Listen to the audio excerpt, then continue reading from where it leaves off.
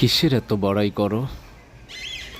সকালে মৃত্যু হলে 1 ঘন্টার ভেতরে তোমাকে ঘর থেকে, আলিশান খাট থেকে, দামি এই সাজানো ঘর বাড়ি থেকে তোমাকে নামিয়ে কিসের এত বড়াই করো?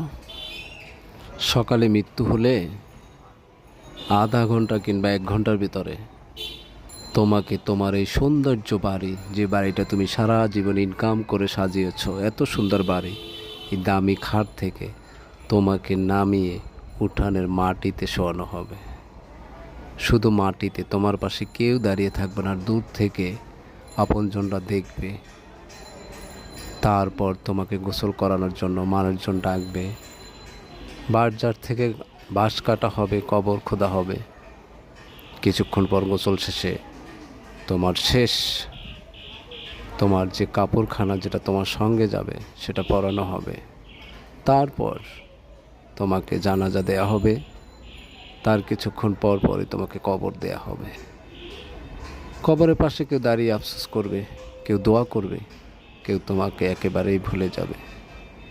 কয়েকদিন পর তোমাকে আর কেউ মনে রাখবে না।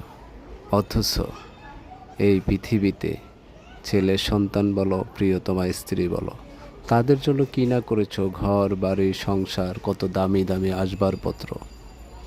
তুমি খালি হাতে চলে গেলা। তোমার অস্তিত্ব বিলীন হয়ে যাবে।